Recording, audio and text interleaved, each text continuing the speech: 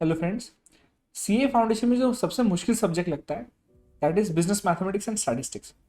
तो वही सब्जेक्ट का फर्स्ट चैप्टर का first unit that is ratio हम आज शुरू कर रहे हैं। सो रेशियो क्या होता है आपने स्कूल लाइफ में तो पढ़ा ही होगा। So what is it? A ratio is a comparison of sizes of two और मोर क्वांटिटीज। ये बहुत जरूरी जो अंडरलाइंड है, that is the same of the same kind by division. तो से फॉर एग्जांपल आपका वेट है 60 केजीज और मेरा वेट है 70 केजीज। सो ये दोनों सेम काइंड के हैं, वेट है। अगर मैं बोलूं आपका वेट है 60 केजीज और मेरी हाइट है 5 फीट और 7 इंचेस, ये दोनों सेम काइंड के नहीं, तो इनका कंपैरिजन नहीं हो सकता। अच्छा, इनका कंपैरिजन भी कैसा किया जा सकता है? तो by division. It is 60 upon 70 और इसको फ्रैक्शन में कन्वर्ट डेसिमल्स में कन्वर्ट नहीं करेंगे हम। जो सिंपलेस्ट फॉर्म रहेगा that will be the fraction 6:7। सो इसको हम कहेंगे रेशियो। इसको लिखा है इस तरीके से जाता है और इसे पढ़ा जाता है as 6:7। This is the first point. Then the second point comes up, the ratio of A to B, that is A by B or A is to B.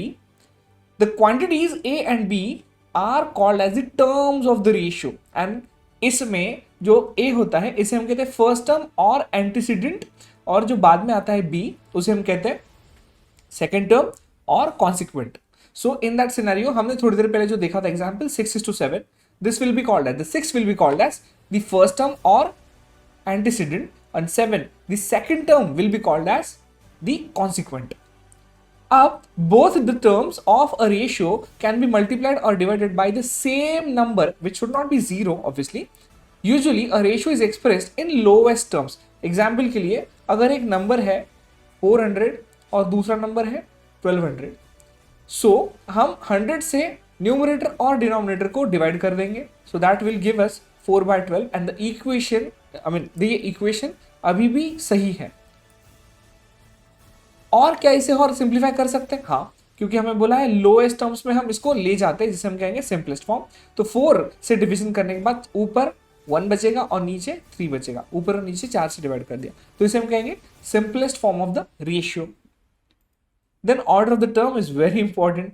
जैसे थोड़ी देर पहले हमने देखा था हमारा वेट का रेशियो आया था 6:7, क्योंकि आप थे 60 केजीज के और मैं था 70 केजीज का, सो इट विल बी 6:7।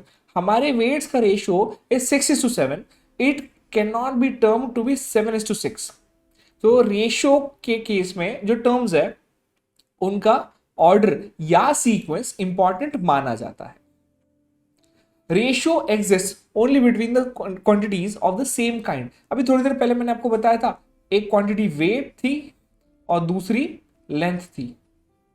ये दोनों अलग अलग काइंड की क्वांटिटीज है, तो इनमें रेशियो नहीं बन सकता। ओके, सो वेट और लेंथ का रेशियो नहीं आएगा। हाउएवर वेट में ही आपको सेम यूनिट्स भी रहना जरूरी है। तो अगर मैं आपका वेट बताता हूं 60 केजीज और मेरा वेट बताता हूं से फॉर एग्जांपल 740 पाउंड्स, पाउंड सुना होगा आपने ना, सो इन दोनों का रेशियो हम नहीं लेंगे। अल्दो दोनों भी वेट के ही मेजर्स है, हमको एक तो केजीज को पाउंड्स में कन्वर्ट करना पड़ेगा या पाउंड्स को केजीज में कन्वर्ट करना पड़ेगा। That way quantities to be compared by division must be in the same units. तो सेम टाइप के ही हो इतना ही जरूरी नहीं है, उसी के साथ साथ सेम टाइप में सेम आपका यूनिट भी होना जरूरी है। On the same lines length की अगर हम बात करें तो मीटर्स के साथ मीटर का रेशियो हो सकता है, किलोमीटर का नहीं। किलोमीटर के साथ किलोमीटर का, सेंटीमीटर के साथ मीटर का नहीं हो सकता, नैनोमीटर के साथ में माइल्स का नहीं हो सकता। तो यार्ड, माइल्स, ये जो सारे यूनिट्स है ये सारे यूनिट्स एक दूसरे के साथ कंपेरेबल है, बट यूनिट्स दूसरे साइड का भी सेम होना जरूरी है। सो अगर हम बोलेंगे 70 मीटर्स एक केस है और दूसरी 150 मीटर्स, तो ये चल सकता। बट अगर आपको बोला गया है 7.5 किलोमीटर्स का आपको रेशियो अगर लगाना है विथ 1000 या फिर 15,000 मीटर्स के साथ में, तो हम 15,000 मीटर्स को किलोमीटर में कन्वर्ट कर देंगे। दिस विल बी 15 किलोमीटर्स और पहला वाला था 7.5 किलोमीटर्स, तो इन दोनों का रेशियो विल बी 7.5 अपॉन 15, और आपको पता है 15 इज डबल ऑफ 7.5, तो that way it will be 1:2। Okay, तो सेम काइंड का हो जरूरी है and at the same time वो काइंड में भी यूनिट सेम होना जरूरी है। Then to compare two ratios convert them into equivalent like fractions. ये तो हमने अभी देखा, इक्विवेलेंट लाइक फ्रैक्शंस में इसको कन्वर्ट करना जरूरी है। जैसे इस सिनेरियो में हमारा 15,000 मीटर ये एक क्वांटिटी था जिसको हमने इक्विवेलेंट लाइट फ्रैक्शन में कन्वर्ट करवा दिया. देन इफ क्वांटिटी इंक्रीजेस और decreases in a particular ratio से A is to B, then नया quantity will be B times of an original quantity upon A. Example के लिए आई एम वेइंग 70 kgs, मेरा wait अभी 70 kilo है, और अगर किसी ने मुझे बताया कि मेरा वेट इंक्रीज हो रहा है या डिक्रीज हो रहा है किसी भी रेशियो में, से फॉर एग्जाम्पल अगर हम बता दें इसके केस में, तो इट इज 6:, क्या बोले, 11, इस रेशियो में चेंज हो रहा है. तो याद रखिएगा 6:11 मतलब 6 का जो भी रहेगा वो 11 होने वाला है, मतलब ये इंक्रीज हो रहा है. तो इस केस में इस हिसाब से B times of the original quantity. What is B in this scenario? 11. So my new weight will be 11 times of the original quantity. What was the original quantity? 70. So 11 times 70 upon the A term or the first term. Whatever the answer है उससे फर्क नहीं पड़ेगा, अभी concept समझना जरूरी है. तो new weight will B B times the original quantity upon A.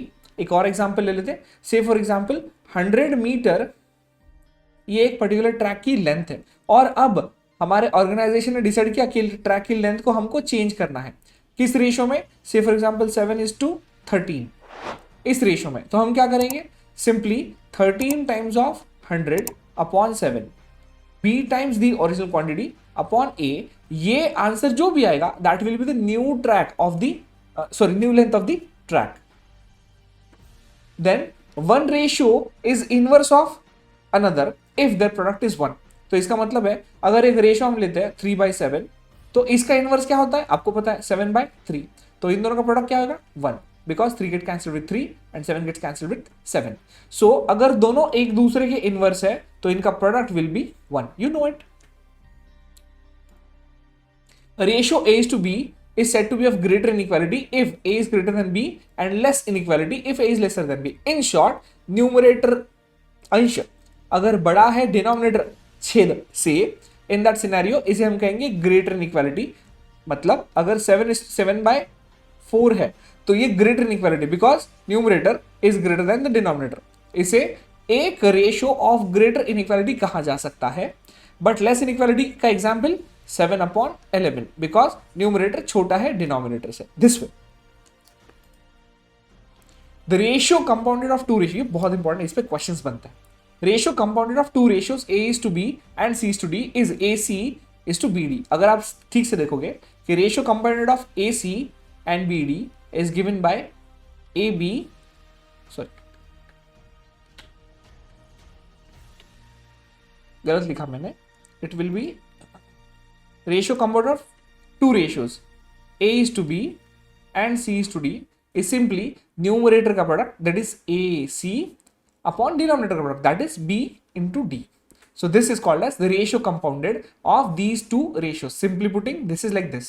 अगर दो ratios का product किया गया तो उसे हम कहेंगे ratio compounded of those two ratios. और अगर खुद के साथ ही compounding किया गया that is A by B is compounded with itself, तो क्या बनेगा? A square upon B square. इसे हम कहते हैं duplicate ratio. In short, एक रेशियो का अगर स्क्वायर किया तो जो रेशियो रिजल्टेंट रेशियो हमें मिला उसे हम कहेंगे compound ratio compounded with itself और डुप्लीकेट रेशियो. तो डुप्लीकेट से आपको ध्यान में आ जाएगा. अगर मैं ट्रिप्लीकेट की बात करूं तो इट विल बी A/B एक रेशियो है, उसका खुद के साथ ही कंपाउंडिंग करें तो what we get is called as duplicate ratio. और ऐसे डुप्लीकेट रेशियो के साथ अगर उस रेशियो का और कंपाउंडिंग किया जाए तो it will be called as triplicate ratio. Simple.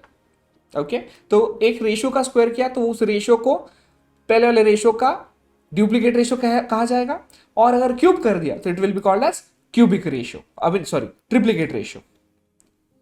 जैसे डुप्लीकेट के केस में स्क्वायर किया जाता है, ट्रिप्लीकेट के केस में क्यूब किया जाता है, वैसे ही अगर रेशियो का स्क्वायर रूट लिया गया तो उसे हम सब डुप्लीकेट रेशियो कहेंगे दिस वे.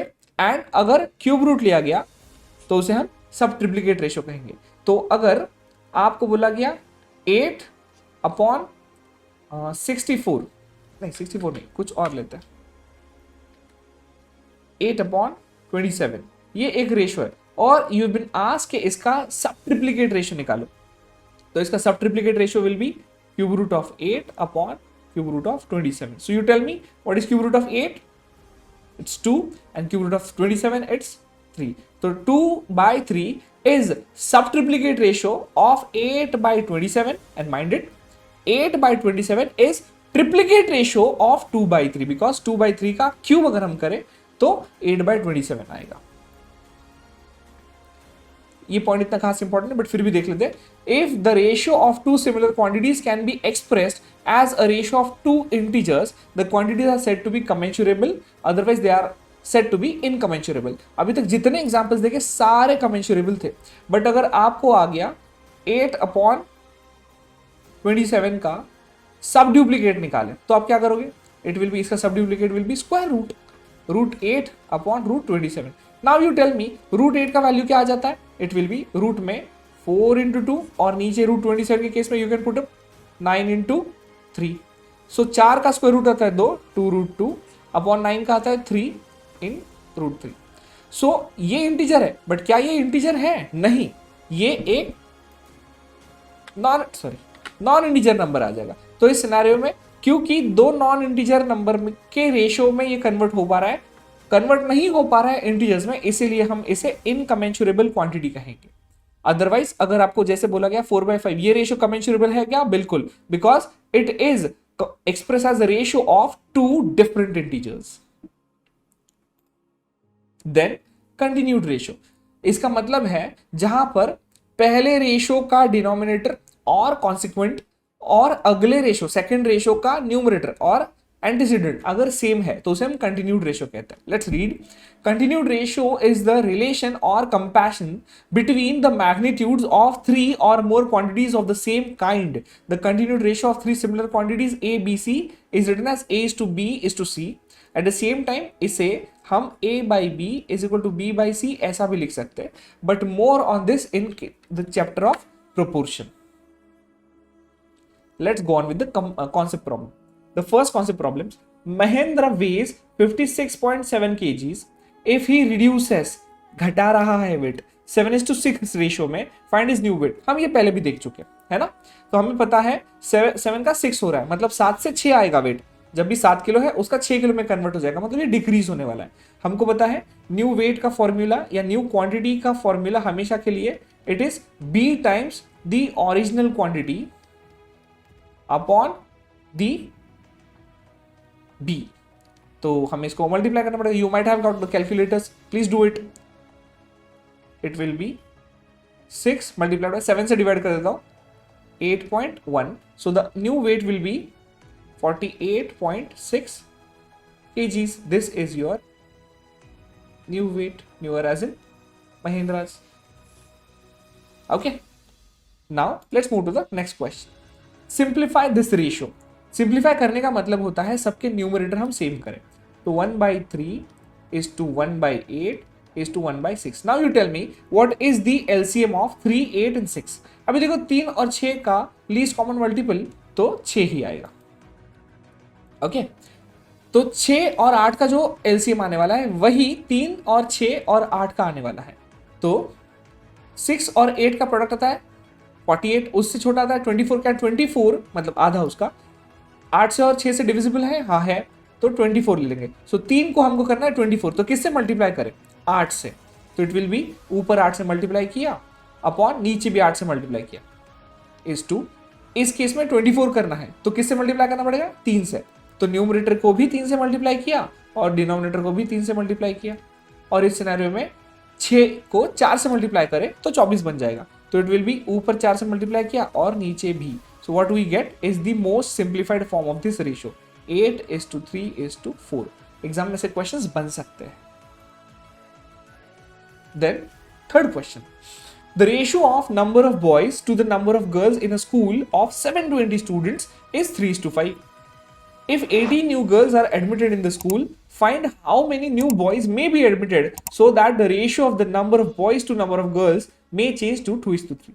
अभी देखिएगा, you have got 720 students into the classroom. अब बोला है यहां पर boys to girls ये रेशियो है 3:5. तो इसमें boys कितने रहेंगे? 3/3. 3+5, बिकॉज 3:5 ये रेशियो है बॉयज टू गर्ल का। तो 3 अगर लड़के हैं तो 5 लड़कियां हैं, दिस इज द प्रोपोर्शन। सो 3+5 8, अगर 8 स्टूडेंट्स हैं तो उसमें से 3 स्टूडेंट्स है आपके बॉयज और बाकी है गर्ल्स। सो बॉयज का original numbers is like this 720 into 3/8, it is 270 boys, और गर्ल्स कितना रहेंगे, obviously 720 minus 270 that will be 450, but check कर लेते हैं हम, 720 इंटू ऑब्वियसली 5/8, 450। तो ओरिजिनली 270 बॉयज है और 450 गर्ल्स है। आगे देखते हैं, if 18 new girls are admitted to the school, find how many new boys may be admitted. So अगर बॉयज कितने हैं हमारे पास, बॉयज है 450, सो अज्यूम करते हैं 450 बॉयज में x बॉयज हम और ऐड करते हैं, और गर्ल्स में है हमारा find how many new boys may be admitted so that the ratio of the number of boys to girl. तो बॉयज है हमारे, गलत हो गया, 270, तो 270 बॉयज में x बॉयज ऐड करें और 450 गर्ल्स में 18 गर्ल्स ऐड करें, तो हमारा रेशियो बनना चाहिए 2:3। तो x ये बॉयज कितने रहेंगे, लेट्स चेक आउट। तो क्रॉस मल्टीप्लीकेशन करेंगे, 810 प्लस 3x, 3 से मल्टीप्लाई किया तो, और क्रॉस मल्टीप्लीकेशन 450 और 18, 468 into 2, 468 multiplied by 2, so 3x is equal to 468 into 2 कर लेते, 8 2 जा 16, कैरी हुआ 1, 6 2 जा 12 प्लस 1 13, कैरी हुआ 1, 4 2 जा 8 और 1 9, माइनस 810, सो 3x becomes 126, तो x become 42. So there should be 42 boys that should be added to the number of boys, so that 18 लड़कियां ऐड होने के बाद boys is to girl का रेशियो 2:3 में कन्वर्ट हो जाएगा। सिंपल है। Then let's move for the next question.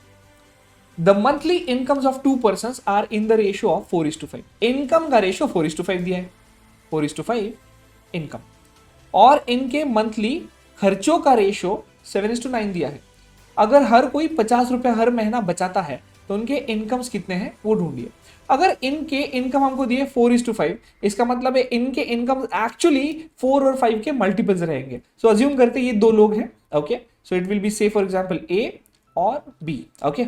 सो ए के सिनेरियो में इनकम कितना हो जाएगा, 4 times of X, and B के केस में 5 टाइम्स ऑफ एक्स। इसमें से अगर हम एक्सपेंडिचर लेस करते हैं, सो देखो इनकम एक्स के मल्टीपल में कंसिडर किया तो एक्सपेंस को दूसरे किसी मल्टीपल में कंसिडर करना पड़ेगा, से फॉर एग्जांपल वाई। तो अगर इसमें से हम एक्सपेंडिचर हटा देते दैट विल बी 7y और 9y, तो बचता क्या है आपको पता है, कमाई से खर्चा जाने के बाद what remains is savings, okay. तो 4x माइनस 7y सेविंग्स है इसकी 50 और दूसरे के भी 50, तो आपको सिंप्लीफाई करना पड़ेगा। It is 4x minus 7y is equal to 50 और 5x minus 9y is equal to 50। तो आपको x का वैल्यू चाहिए, तो y के को कैंसिल करना पड़ेगा साथ में लाकर। तो एक काम करते हैं, दिस इक्वेशन 1 और दिस इक्वेशन 2 हम करते हैं।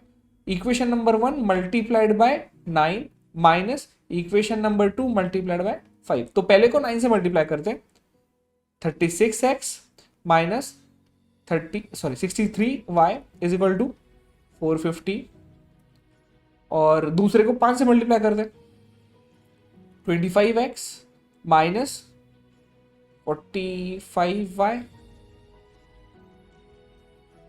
नहीं 5 से नहीं मल्टीप्लाई करेंगे, फिर हम दूसरे को 7 से मल्टीप्लाई करेंगे, 35x minus 63y is equal to 350, और हम इसको रिड्यूस करेंगे। So what we get is 36x minus 35x, simply x, 450 minus 350 100, तो x इज नथिंग बट 100। तो इनके इनकम्स क्या थे, 4x और 5x। तो पहले का इनकम है 400 रुपए और दूसरे का इनकम है 500 रुपए, x को 100 कंसिडर कर दिया हमने, तभी इनकम्स बन जाते हैं। तो इनके इनकम्स हमको मिल गए, as simple as that. Let's move.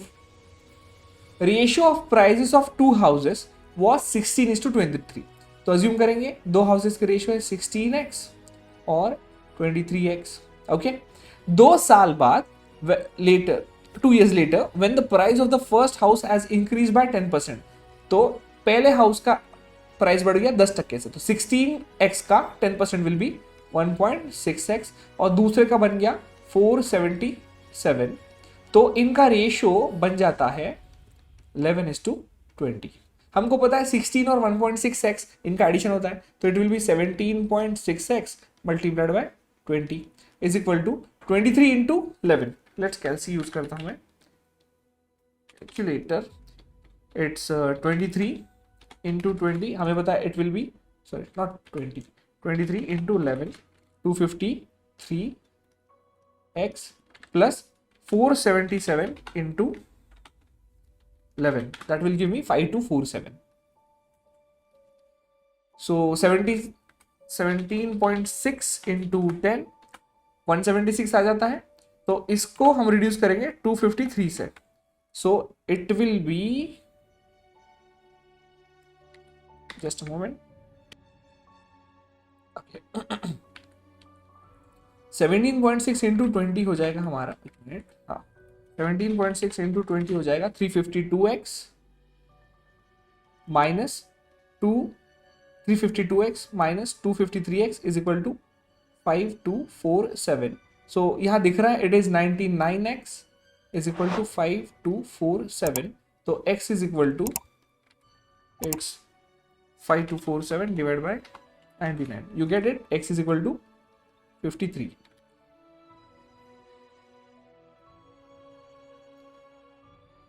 अब सवाल है find the original prices. Original prices क्या थी, 16x एंड 23x, x की जगह पर 53 डाल देंगे, इंटू अगर 16 कर दूं तो दिस विल बी 848 और this will B into 23 divide by 16, 1219। These are the price of the houses. Simple. Then find in what ratio will the total wages of the workers of a factory be increased or decreased. हमको नहीं पता increase करना है decrease करना है, if there be a reduction in the number of workers from 15:11 and increment in the wages from 22:25. एक assume करते हैं हम, हमारा पहले number of workers x था और इनका wage rate, this is old one, wage rate y था, सो टोटल वेजेस कितना होने वाला है, x into Y, X Y, correct. अब नए केस में क्या बोला है, आपको बोला है if there be a reduction in the number of workers from 15 to 11, मतलब b times the original quantity upon a, और इस केस में इंक्रीमेंट है 22:25, b times the original quantity upon A, इन दोनों का product, that will be 11x upon 15 into 25y upon 22। Simplify कर लेंगे, 11 2 ज़ा 5 3 ज़ा 5 5 ज़ा, it is simply 5x y upon 3 2 ज़ा 6। मतलब पहले आपका वेज जाता था एक्स वाई और अभी जाता है 5/6 टाइम्स ऑफ एक्स वाई। आपको पता है ये एक लेसर इनइक्वालिटी है, मतलब 5/6 से अगर आप किसी भी नंबर को मल्टीप्लाई करोगे तो नंबर और छोटा हो जाएगा, क्योंकि आप कैलकुलेट कर देख लीजिएगा, 5/6 हो जाता है समवट 0.8333, मतलब कोई भी क्वांटिटी कम हो जाएगी। तो क्या हुआ, इंक्रीमेंट है, सॉरी इंक्रीज है या डिक्रीज है, simply it is decrease. Now decrease किस रेशियो में, आपके ऑप्शंस हो सकते हैं डिक्रीज इन 5:6 और डिक्रीज इन 6:5। टेल मी, सोचो जरा, अगर डिक्रीज हो रहा है तो 5 का 6 हुआ, ये डिक्रीज नहीं है इंक्रीज है, इसलिए this is not the answer, it is decrease in the ratio of 6:5. Find in what ratio will the total wages of workers of factory be increase or decrease. So it will decrease in the ratio of 6:5. Simple. Okay. So देखिए आपका ये chapter, ये unit particularly यहाँ खत्म हो जाता है। इसके बाद हमने एक क्विज रखा है, तो वो क्विज को आप अटेंड कीजिएगा, उसमें कितने मार्क्स आते हैं, कौन से कॉन्सेप्ट्स में आपको प्रॉब्लम आती है आपको समझ में आ जाएगा, उसके हिंट्स वहां पर दिए रहेंगे, यू क्रॉस चेक इट। उसके इवन वीडियो आंसर्स भी हम वहां प्रिपेयर कर रख रहे हैं, जिससे कि आपको अंदाजा आ जाएगा अगर जिस कोई क्वेश्चन में प्रॉब्लम आई है तो कैसे सॉल्व करें। वो होने के बाद ही अगले टॉपिक पर बढ़िएगा। सो तब तक के लिए I will take your do, bye bye.